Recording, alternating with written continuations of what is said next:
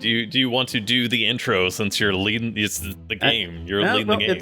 It's your show. It's your show. Okay. All right then. So I would say this is Jeff. And this is Corey. Hey, Corey. We also have a special guest. Oh, Andrew. Hello. Hello. Hello, Andrew. I have never played this game before. This is Across the Obelisk. But y'all have had some fun times in it, so please show me. What is it about?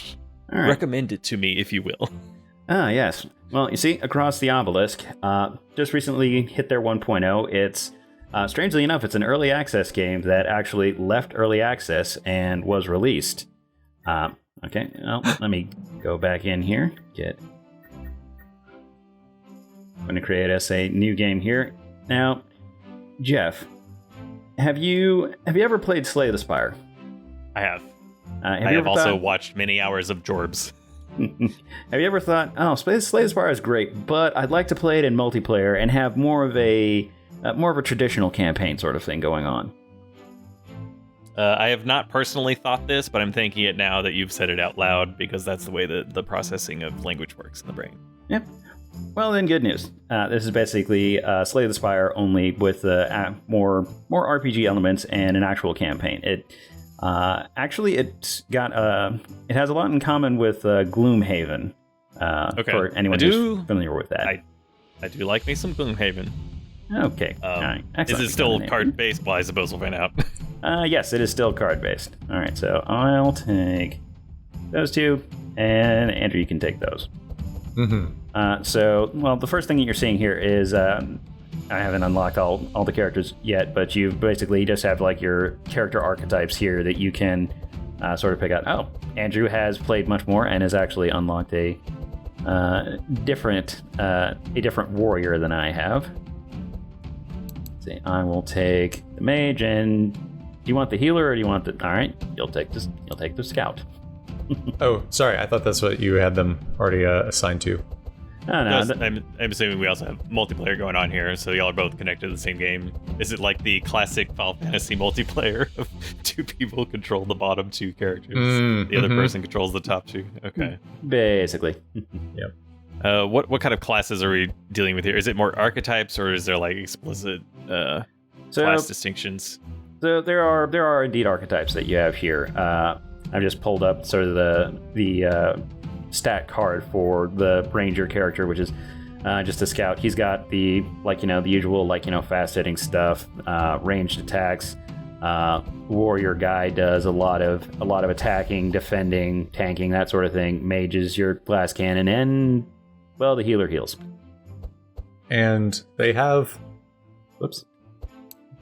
the different characters have different starting decks that align to the different kind of sub-archetypes within those classes. So I think you need to repick your scout, Andrew.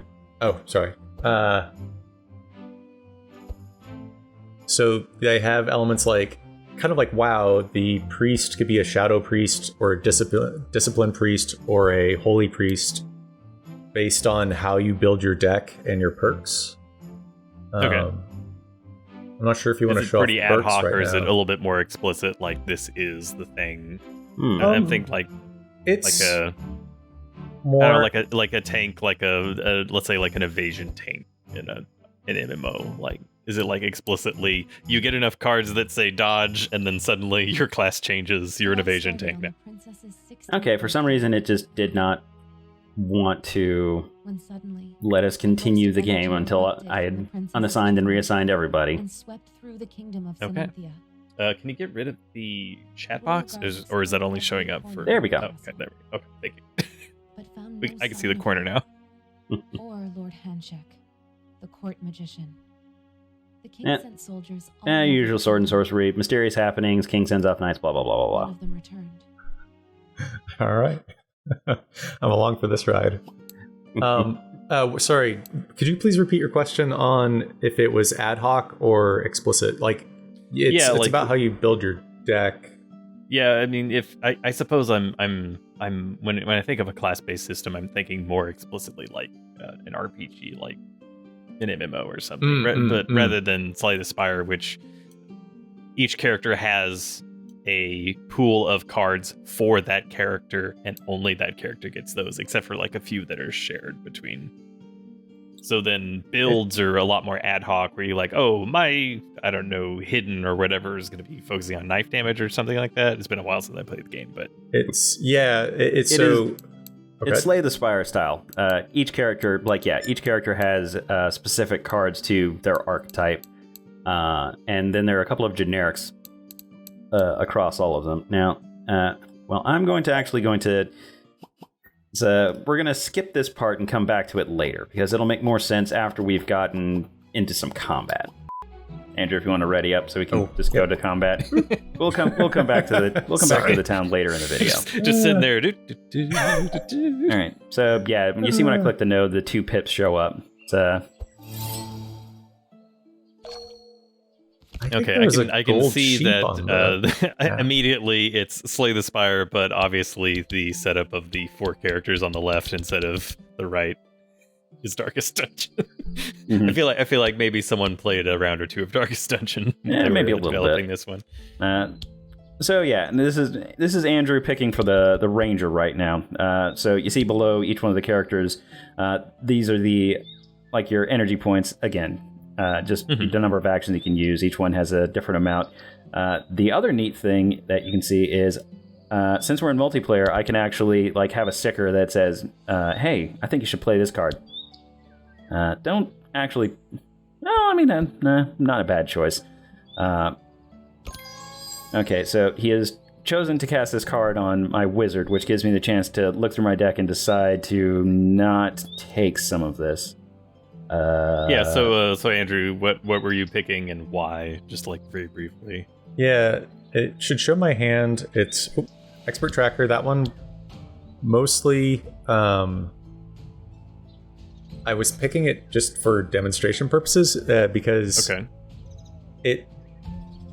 I have a ton of energy, and so there was no reason not to play it. So I was just like, we could show stuff off. I wasn't trying to be strategic so much as, hey, check out the cool stuff. Yeah, that one was okay. That was a 0 cost. He's got 6 energy, so he's got all the sorts of stuff. The other thing that you'll see is, hold on one sec, Andrew. All right, so the cards have the people that they can target. The slice attack front monster, it will only attack whoever is in this front slot. If you have one that says monster, you can target anybody like that. But it is another consideration. Especially for the warriors, a lot of their stuff is just hit the guy in front, and they can't get to the back. The ranger has a lot of bows and arrows, and your casters are usually able to throw spells into the back row, which is a little bit better because they'll start putting healers, buffers, debuffers back there that you want to get to. Why is it flashing right now? I assume that someone's just running the mouse back and forth, maybe? Oh, yeah, that's sorry. That's me just doing... Okay. Yeah, on the on the preview here, I don't have the mouse, so it just seems like everything is just jittering. Oh, it's doing it when Andrew does it too. Oh, joy! I can see how much damage you're doing as you're thinking about that slice card. Yes, the psychological damage. All right, but yeah, go ahead and cut him. One other thing I want to do in our next run is show off the perks. I have my perks left on from when I was doing a bunch of my solo runs, which means my characters are not representative of how difficult your first run would be. Okay, so it does have a meta progression layer kind of thing, as is the style of the time. Yeah, we'll cover that a little bit more when we get into town. Oh, yeah. Sorry, I should speed this up. I apologize. Sure, or at least just describe. Talk through your choices. Yeah, the other Slay the Spire sort of elements is you've got copious amounts of icons and buffs. So Burn does exactly what you would expect it to. Andrew has his Fortify. Oh, right. The one difference between this and Slay the Spire, you get block value, but you also have shield value, which you don't have any cards with shield, but what shield will do flat damage reduction. Sorry, not that one. Persistent barrier. Yeah. Yeah, but what the shield will do is when the end of round comes, it will give you that much block for the next time it comes around, which is super handy for tossing on the last person to act so that they get like a big shield going into the next action. Okay, and otherwise, does the block work is similar to Slay the Spire in that it clears in the next round, so it's really just something you have to think about on your next turn it'll basis. Clear. Okay. Okay, and here's where you start getting into the kind of really verbose looking cards with the casters. So you see this Cold Spark, which it deals the frost and electric damage based off of hand size. You can also see that it'll display it on the enemies. So I'll just check that while I have a full one. You know what? Sure. I'll use the mana gem, which, like every mana gem in every game ever, just gives you 2 energy. And let's see, what is this? Oh, right. Energy. More energy at the start of the turn is always good. And then just ice damage back to back. Ah, right. Here's another thing that I appreciate. It will tell you when a character is going to die at the beginning of their next turn. Okay, for like dots and stuff. Okay. Mm-hmm. There's also a poison. There's a poison in here, which so burn hits at the beginning of the turn. Poison hits at the end of the turn. This will actually change to let you know, hey, he's going to die at the end of his turn instead of the beginning of his turn. Okay.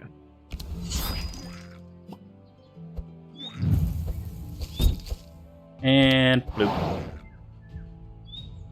Oh, there wasn't even like some popcorn effects that popped out of that. That's a missed opportunity. Okay, and here's your end of combat sort of screen where you draw random cards. That you can choose to just sort of add to your deck. Some of these get pretty ridiculous, and these are like per run. Yes. It's per combat. Per combat, you'll get access to this. Rather, the cards that you're gaining are for this run, and then if you start a new run, you have just your default deck again, or are these like unlocking the ability to get cards? Both. Yeah. Okay. Both. When we go back to town, that'll make more sense. I'm just going to take.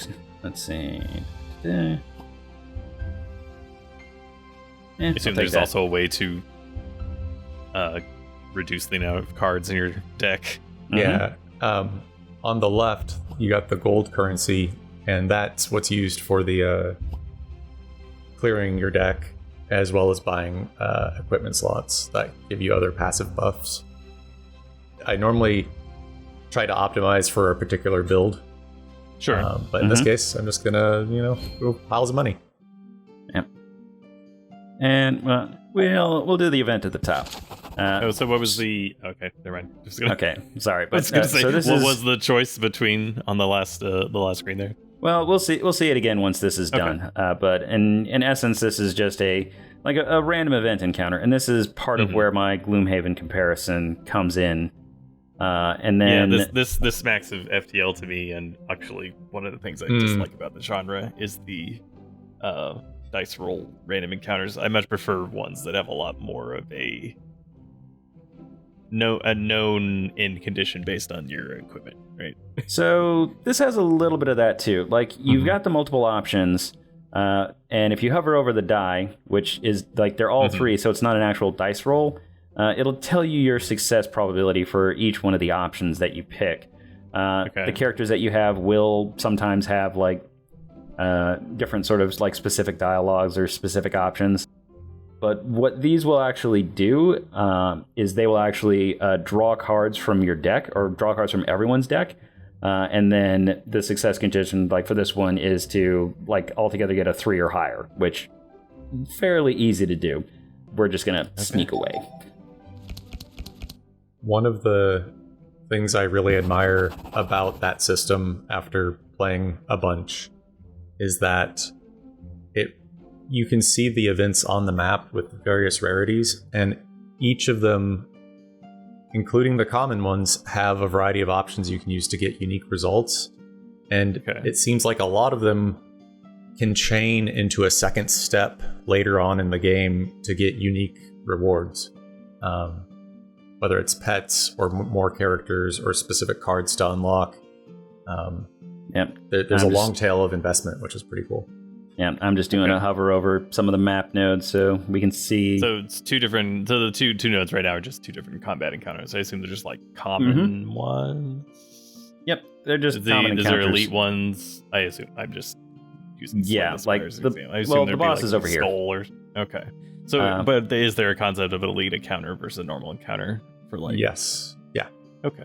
There's common, uncommon. So, for instance, if Corey were to put his mouse to the right of the combat encounter at the top, there's a orange bang with a character silhouette, and that's a character quest that you can start to unlock a new character. Or just to the right of that is a green glowing node, which is an uncommon event, and that can shuffle every time you play through this.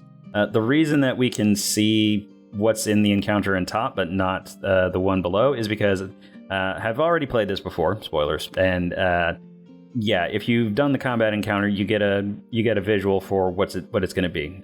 We're actually going to do the top one because we want to go to the character event. Oh, good. So they also randomly do these where it's I guess kind of Hades style, where you can say it's like, okay, if you want to tie your hands behind your back a little bit, we'll get you some extra rewards. Okay. In this case, it's a spell card. It reminds me a lot of Altar of the Bat God. Is that what that was called? It was an action roguelite. It was similar to Hades, I get in perspective, but as I think of Hades as having like, you're setting up before you start the run about what kind of I guess Halo style skulls, that you want to have applied as difficulty modifiers. That would happen like as you go. I'm just saying that I feel like maybe people made this game like that one too, Sure. I feel like they played a lot of really good games that I liked, which is why we're here. We are not going to do the pushed them again and they kissed. Yeah, we're not going to do the corruption for the video though. We're just going to stomp through these guys. It's a very powerful Farmer Caprice over there. Yeah, so this is another one of those examples of it's like, they put their buffer healer in the back. So the Ranger is really good usually for picking him apart. Yes. The Hunter's Mark card that he has highlighted right now, it has it attacks monster. That's what you need in order to be able to attack anybody, regardless of whether they're in the front, back, middle, or whatever. There are cards that do explicitly also say the middle. Okay. Yeah. I guess that means either of the two middle spots. There's always 4. Or if there's a third, it'll obviously be middle. But yeah, just the middle. Okay. So if there's only 2, then you just can't work. It doesn't work. I believe it. Well, I don't know how it behaves on just 2, but it probably works. I believe I've seen when it says middle, not just the middle 2. I think I've seen it hit front and middle. So I think it has to include a middle, but it hits 2. Okay. Is my impression. Oh yeah, and for anyone looking at the cards above their heads and thinking, what are those? So these are the attacks that they're going to do. So again, Slay the Spire style. However, there is a specific debuff that you apply in this game that allows you to read their minds and see what they're actually going to do. There it is, Foresight. So yeah, you apply Sight to them, which allows you to read X number of the cards that they're going to play. I am going to pass on that Healing Rain because, so what it does, which sounds neat at first, unfortunately it is global, so it heals everyone for 1 and then makes everything wet, which is great for putting out fire, but I don't want to put out fire because they're burning. And it also heals all of them, so none of that. Okay, so monsters as well. That's what global is. Okay. Now, you can actually get a upgraded version of that card that only affects heroes eventually.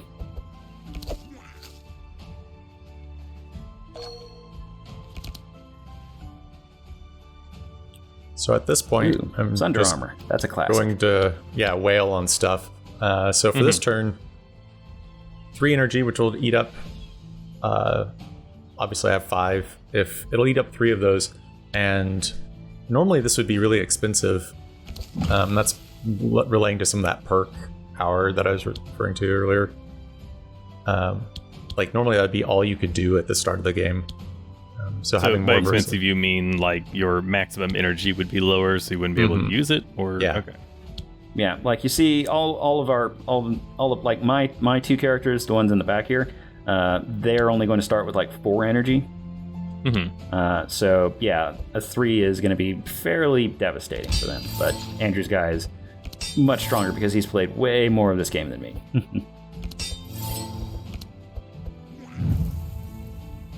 What is the small number in the turn order? At Is the that top, like you mean? initiative? Yeah, initiative number. Yeah, I think it's it's the character's speed, because Okay. it's descending order. Okay. Yeah, initiative's a good way to think of it, because there's modifiers for it. There's a swiftness boost, which is just a flat modifier, and then there are slows, which are a flat negative. But then there's also the ice effect from cold spells that applies a building slow over time. As you get more frost on you, it's a progressive slowing, and you can get to the point where your entire party will go after all the enemies, which Seems not ideal. can be pretty devastating. Speaking of, boom. Let's see. Okay, so yeah, barrier is the thing that I was saying before, that it gets you not just block, but also shield. That gets you shield or blockage at the start of a round too. Yeah. Sure, I'll give it to the tank guy with the giant shield. He could use a shield. It really does, as a design, make you want to really prioritize playing armor as the tank instead of attacking too much, because your armor will persist through the round, and you don't want to have to rely on healing unless you absolutely need to. Oh yeah, and you can also see, now that he's got sight, I can see that the farmer wants to do sickle slash. Oh yeah, I forgot about that. To the front hero. Mm-hmm. Good luck with that, buddy. You're tanky lad. That's oh yeah. I feel like his plans were ruined. And so It was a bad plan, so... the Khorne are not immune to bleeds, so I'll just put Rupture on the front guy. This brings up questions. Which is, yeah, no, it is strange, because later on, well, it's a tuning thing, purely, because you do run into plants later on in this world, in the final encounters, that are immune to bleed, which I'm like, oh, that makes total sense. I never questioned that the Khorne was not immune to it. Here, we'll just, I mean, I'm also a big robot taking a mace to this sentient Khorne's face. I think we just gotta roll with it.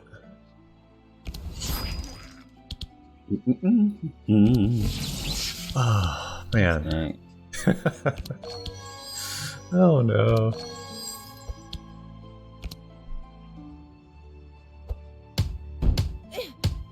It's a good sound effect. That's a good sound effect for sure. Let's see, do I have any damage? Okay, yeah, I do have some damage. And, you know what, let's see what's going on in his head. And then just some smite. Head empty. That was great. Okay, right. Just taking cards and shards.